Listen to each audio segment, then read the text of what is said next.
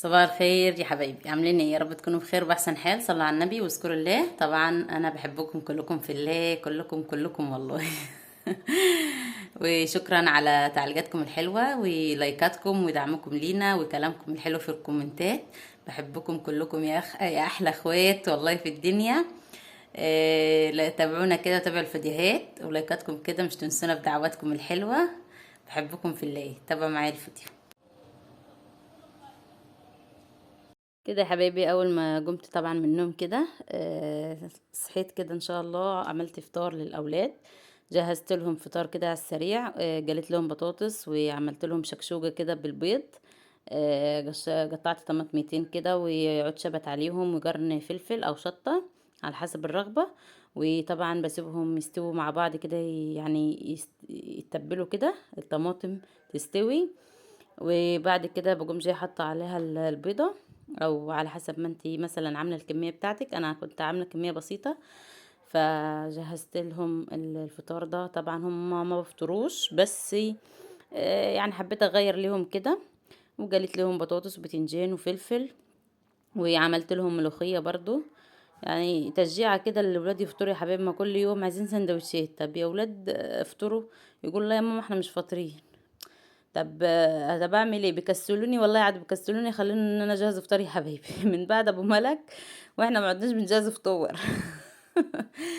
يلا الحمد لله. ما هو ايه، الاطفال بتبقى جايه من النوم مش لها نفس، فاحنا بقى ايه يعني بنعمل اللي هم عايزينه. ما لما بجهز فطار ما بفطروش، طب اعمل ايه؟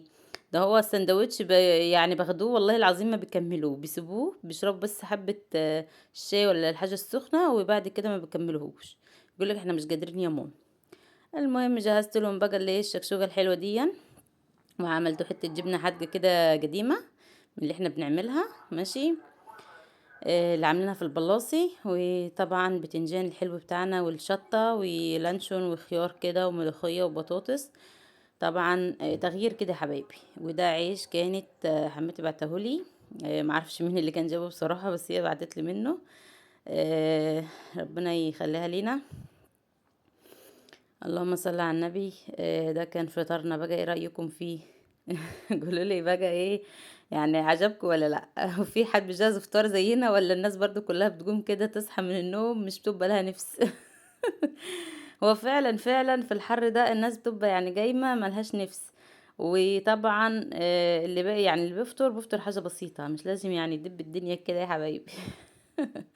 بس احنا هنا في الأرياف طبعا متعودين نقوم الصبح كده نجهز الصينية كده، والأكل يبقى ما شاء الله مرصوص على الصينية، مال الصينية. ويقعدوا بقى يفطروا كده لما يشبعوا. هي هنا العادات والتقاليد كده. مش عارفة ليه. مع ان المدن بره مفيش، هو اخرك سندوتش طعمية وفول ولا وديها. وحاجة سخنة. اللهم صل على النبي. بعد ما خلصت كده قعدت بقى اغسل في شويه الاطباق دي والمواعين بتاعتنا، عشان ايه اروج الحوض كده. ما بحبش ان انا اجهز اكل على اكل وفي مواعين مثلا وسخه في الحوض او كده، او فيها اكل ما بعرفش. لازم اروج الدنيا الاول، وبعد كده اشوف ان انا هبدا ايه اطبخ ايه تاني، يعني ايه فاهمين قصدي؟ يعني لازم اروج الدنيا حواليا، وبعد كده افكر ان انا اطبخ بقى. او اشوف اعمل ايه، يعني لو في حاجة تانية ورايا غسيل مثلا او ترويج في الشقة، او اي حاجة تانية مثلا للاولاد. مثلا ممكن اقعد اذاكر لهم شوية، وممكن اقوم بقى عم يفكروا كده ان هم هيتغدوا ايه.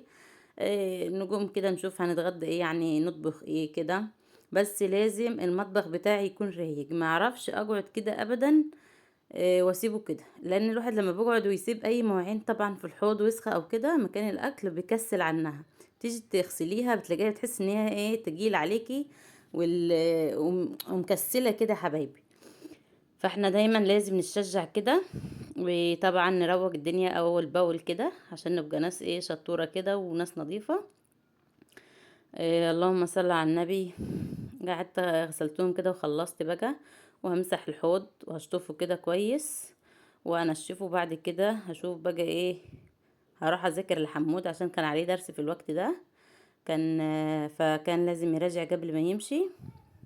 هو لسه مش دخل الحضانة، بس بيروح ايه درس كده يعني زي مكتب، بس مش مكتب، هو درس بياخد فيه يعني عربي ورياضة وكده برضو وانجليزي. لسه بتعلموهم يعني الحاجات اللي هي الايه الجديدة دي. فطبعا لازم ارجع معاه طبعا، لان الاولاد ما شاء الله عليها مخها صعب شوية في التعليم، والله مش عارفة ليه. البنات ما شاء الله يعني ايه بتستجوب معاك بسرعة، اما الولاد صعبة صعبة خالص. من عنده اولاده صعبين كده زي حمد ابني. ربنا يهديهم يا رب. بعد كده هغسل الحوض كده وادعكه كويس بالفرشة دي. لازم يعني ننضف الدنيا كده الاول، وبعد كده نشوف بقى احنا ورانا ايه تاني. وعايزة اوصل لكم رسالة، ابو ملك بسلم عليكم كلكم كلكم. والله بجد بعت لكم السلام، بقول سلمي لي على حبايبي ومتابعينا اللي بيسألوا عليا. ربنا يخليكم يا رب وما يحرمناش منكم ابدا. هو بيسلم عليكم كلكم والله. واحنا طبعا كلنا بنحبكم في الله. بعد كده بقى ايه هبدأ ان انا بقى اخلص واجهز بقى في الغدا. طبعا جبت الرز كده وغسلته وحطيته بقى على النار على طول. وطلعت كان عندي سمك كده شبار في اليوم ده انا طلعته، مع ان الاولاد قالوا ما احنا مش واكلينه. فوالله بعد ما طلعت السمك كله رجعت دخلت منه كام سمكة. هما كان في سمك غير ده، بس هما قالوا احنا مش هناكل طبعا السمك ده كله يا ماما، هما يعني اخرهم بالكتيرة سمكة. يعني انا عندي ولادي يعني في الاكل صعبين جدا والله العظيم، بيزهقوني خالص من عنده اولاده كده يا حبايبي. المهم طلعت وقلت طب ماشي. طلعت والجو حر بقى، فالسمك بالذات لما بيفضل لتاني يوم مش بيبقى كويس خالص. قلت خلاص ماشي، فانا طلعته ونقعته كده لما فك، وبعد كده غسلته ونضفت بطنه وعملت له الدجه الحلوه دي اللي احنا فرمناها في الخلاط طبعا، اللي احنا هنحدق بيها السمك بعد ما يتشوي. خدت منها ايه حبة كده صغيرين، عصرتهم من المية اللي فيها وحشيت بطنهم. ممكن تحشي ممكن ما تحشيهاش، يعني على حسب رغبتك. بس الحشوة دي بتدي طعم كويس للسمكة لبطنها كده. واللهم صل على النبي. بعد كده بقى جبت الردة اللي هي نخالة القمح بتاعتنا وبدرتها بيها بالسمك، طبعا بعد ما صفيته من المية. واللهم صل على النبي. حطيته بقى جبت الشوايه بتاعتي دي، طبعا هما مش مستاهلين ان انا اولع عليهم فرن او كده، يعني اولع عليهم فرن اخلص عليهم فرن انبوبه، مش مستاهلين ده، هم كلهم كام سمكه يعني. فالمهم حطيتهم على النار كده على الشوايه سخنت، وبعد كده شويتهم عليها زي ما انتم شايفين، ما شاء الله شويتها حلوه مش وحشه. وجميله جدا، والسمك اكنك شويه في الفرن واحسن، والله العظيم انتوا شايفين بنفسكم. وانا على طول ببقى اشوي معظم السمك اللي انا بشويه على البوتاجاز، لان ببقى مش الكميه الكبيره اللي انا استاهل ان انا اولع عليها فرن كبير او كده. واللهم صل على النبي. بعد كده خلاص خلصت بقى، وكان الرز اتردد استوى يعني، وعملت السلطة وخلاص. السمك كان خلاص استوى، يعني اتشوى، وحطيت عليه الحدوجة اللي احنا عملناها في الخلاط. وده كان غدانا، وجبنا حبة مخلل كده، ده كان غدانا يلا يا البسيط. والسلام حمدي. عليكم.